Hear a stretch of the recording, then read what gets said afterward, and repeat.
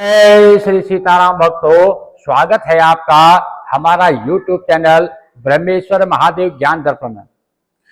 भक्तजनों, आज हम जो है आपको चैत्र मास के शुक्ल पक्ष में जो कामदा नाम की जो एकादशी आती है उसके व्रत की जो कथा हम सुनाने जा रहे हैं उसके महात्म्य के बारे में हम बताने जा रहे हैं। भक्तजनों, यदि आप हमारे इस चैनल ब्रह्मेश्वर महादेव ज्ञान दर्पण में नए हैं, अभी तक आपने हमारे चैनल को सब्सक्राइब नहीं किया, सब्सक्राइब कर लीजिएगा। वीडियो आपको अच्छी लगी तो इसको लाइक कीजिए, ज्यादा से ज्यादा लोगों तक शेयर कीजिएगा। भक्तजनों, जो एकादशी की जो इसकी कामदा एकादशी जो कथा है वो इस प्रकार से है कि एक बार जो है सूर्य महाराज कहते हैं कि श्री देवकी नंदन वासुदेव के जो पुत्र जो श्री कृष्ण है उनको मेरा जो है बार बार नमस्कार करके मैं महापातकों को नाश करने वाला व्रत आपसे जो कहता हूं, आप उस व्रत को सुनिए।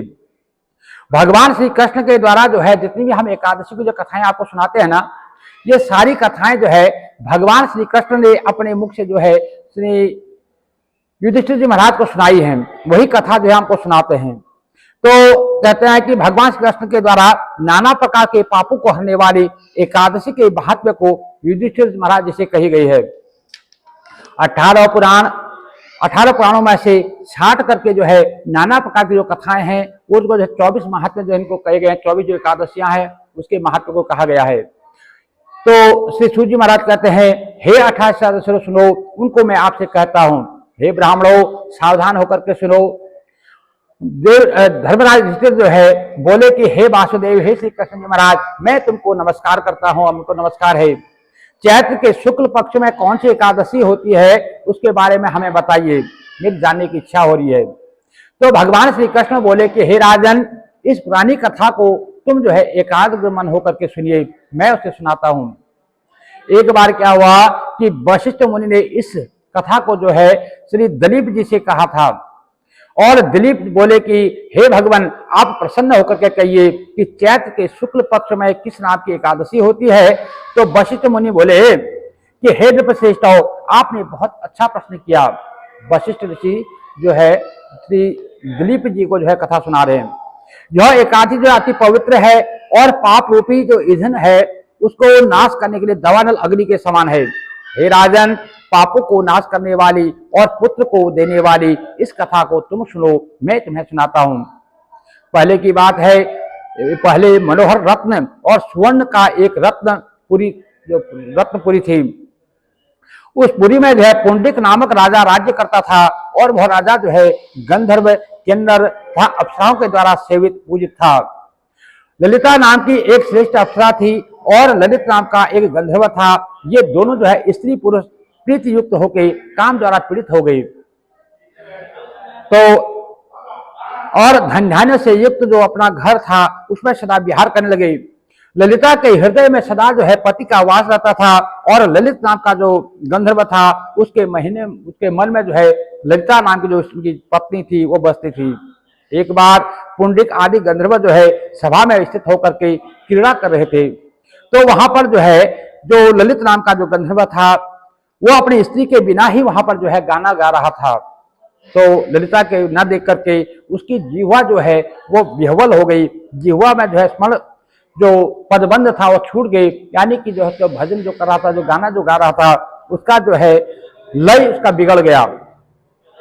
जो नागों में श्रेष्ठ जो नाग है कर्कोटक, उनके मन का जो कर्कोटक नाम के जो नाग है उन्होंने जो है उस गंधर्व के मन के भाव को जान लिया और उसने इसकी जो शिकायत जो है पुंडिक राजा से कह दिया कि ये जो गंधर्व जो गाना गा रहा है इसका लय बंद जो है ठीक नहीं है। तो वहां काम द्वारा व्याकुल है चित्त जिसका, ऐसे ललित को जो है पुंडिक ने शाप दिया कि हे दुर्बुद्धे, तू जो है हमारे सामने जो है हमारा अपमान करता है, तू कच्चे मांस को और पुरुषों को खाने वाले राक्षस हो जा। मेरे आगे गाता हुआ भी तू जो है काम के वश में हो गया, तुझे अपने स्त्री के वियोग में रह गया। हे राजेंद्र, उसके वचन से वह राक्षस रूप हो गया।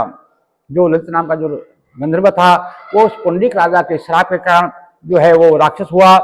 उसका मुख जो है भयानक हो गया और नेत्र उसके बिगड़ गए और जिसे देखने से ही भय उत्पन्न हो ऐसा जो है उसकी बाहें 4 कोस की लंबी हो गई और उसका जो है मुख भयानक कन्नाओं के समान हो गया। सूर्य और चंद्रमा के समान उसकी जो है आंखें हो गई और एक पर्वत के समान जो है उसकी गर्दन जो है ग्रीवा हो गई और नाक के छेद जो है उसके गुफा के समान दिखने लगी। उसके होंठ जो है 2 कोस के हो गए। हे राजन, उसका शरीर जो है 8 योजन अर्थात 32 कोस का जो है ऊंचा हो गया। ऐसे विकराल राक्षस योनि को प्राप्त हुआ। अपने कर्म को फल को भोगता हुआ वह ऐसा राक्षस हो गया। उसके बाद जब ललिता नाम की जो स्त्री थी उसने अपने पति को जो है इस प्रकार से देखा, वो जो है विद्युत स्वरूप को देख करके बड़ी दुख से पीड़ित हो मन में चिंता करने लगी कि मेरे पति का उद्धार कैसे हो, मैं क्या करूं, मैं कहां जाऊं, मेरे पति को पाप से पीड़ित हो गए हैं। मन में ऐसी चिंता करके वह सुख को न प्राप्त कर सकी और अति दुखी रहने लगी।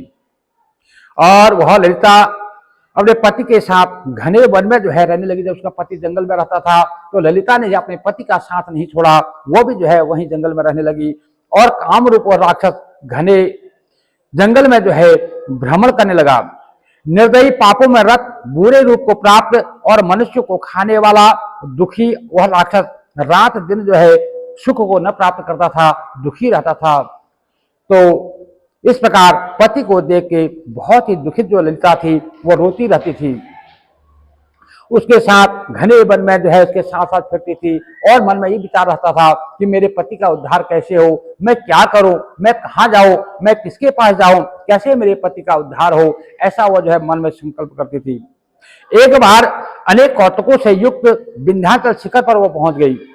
वहां पर उसने जो है ऋष्यशृंग नाम के जो मुनि थे उनके आश्रम को देखा।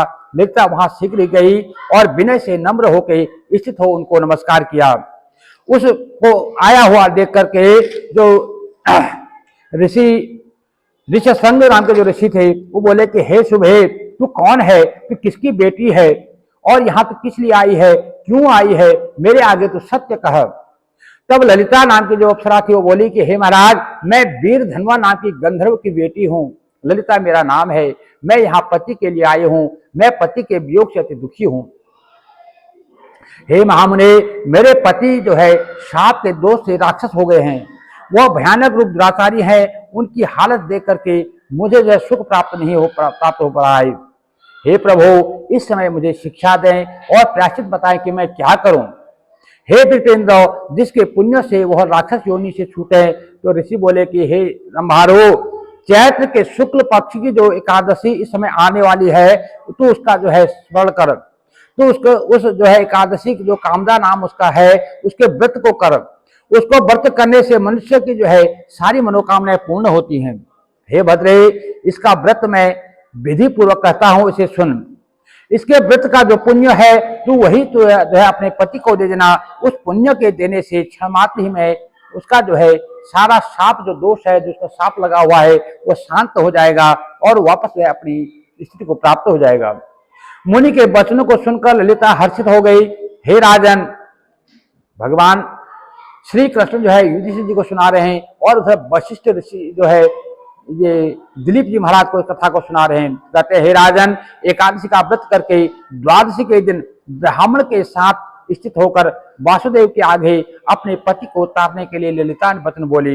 ललिता ने जो एकादशी के दिन व्रत किया, रात्रि में जागरण किया, द्वादशी के सुबह जो है अपने ब्राह्मण जो कुल पुरुष जो गुरुदेव थे उनको बुला करके उनके साथ में जो है भगवान श्री वासुदेव के आगे विनती करने की, प्रार्थना करने लगी और संकल्प किया और इसका पुण्य जो है वो अपने पति को समर्पण किया कि मैंने जो कामदा एकादशी का व्रत किया है उसके पुण्य के प्रभाव से मेरे पति की जो है पिशाच योनि छूट जाए, ऐसा जो है उसने संकल्प किया। उस समय राक्षस देह में वर्तमान वह ललिता के वचन से पाप रहित हो गया। उसका संकल्प जब भगवान को अर्पण किया तो भगवान ने उसी समय जो है वो पाप से रहित हो गया और दिव्य देहधारी हो गया। उसका राक्षसपन जाता रहा और फिर वह जो है पहले जैसा ही गंधर्व हो गया और सुवर्ण का रत्नों के आभूषण धारण करके फिर ललिता के साथ जो है वो विहार करने लगा। वे दोनों स्त्री पुरुष जो है कामदा के प्रभाव से पहले से ही अधिक रूपवान हो विमान में बैठ करके शोभा को प्राप्त हुए। तो भगवान श्री कृष्ण कहते हैं कि हे धर्मराज, हे नृपश्रेष्ठ, यह जानकर इस व्रत का जो है प्रयत्न से इसका व्रत करना चाहिए। लोगों के हित के लिए मैंने ये कथा जो है तुमसे कही है। यह कथा जो है, यह व्रत जो है ब्रह्म हत्या आदि पापों का जो नाश करने वाली है, पिशाच योनि का नाश करने वाली है, चराचर लोक में इसके सिवा और कोई जो है पाप को हरने वाला कोई व्रत नहीं है। इसके पढ़ने और सुनने मात्र से जो है वाजपेयी यज्ञ का फल प्राप्त होता है, इसमें कोई संशय नहीं है। तो भगवान श्री कृष्ण कहते हैं कि हे राजन, मनुष्य को चाहिए कि ये प्रकार जिस प्रकार से बन सक पड़े उसको जो है इस एकादशी का व्रत जो है जरूर करना चाहिए। तो इस प्रकार से ये जो जो शुक्ल पक्ष जो ये कामदा एकादशी जो है इसका महात्म्य जो है वाराह पुराण से लिया गया है। वाराह पुराण के अंतर्गत इस कथा को आती है और वहां से इस कथा को लिया गया है। तो इस कथा को जो है इस प्रकार से ये कथा यहाँ पर संपन्न होती है। भक्तनो, यदि आपको कथा अच्छी लगे, आपको वीडियो अच्छी लगे तो इसको लाइक कीजिएगा, ज्यादा से ज्यादा लोगों तक शेयर कीजिएगा। भक्तनो, यदि अभी तक आपने हमारे इस चैनल ब्रह्मेश्वर महादेव ज्ञान दर्पण को सब्सक्राइब नहीं किया तो सब्सक्राइब कर लीजिएगा और कथा को जो है अपने प्रियजनों को जो है ज्यादा लोगों तक शेयर कीजिएगा ताकि सबका जो है कल्याण हो सके। हमारा एक छोटा सा प्रयास है, इस प्रयास को आप आगे बढ़ाइएगा। भक्तनो, इस प्रकार से भगवान श्री हरि जो है अपने चरणों की भक्ति आपको प्रदान करे। जय जय श्री सीताराम भक्तों।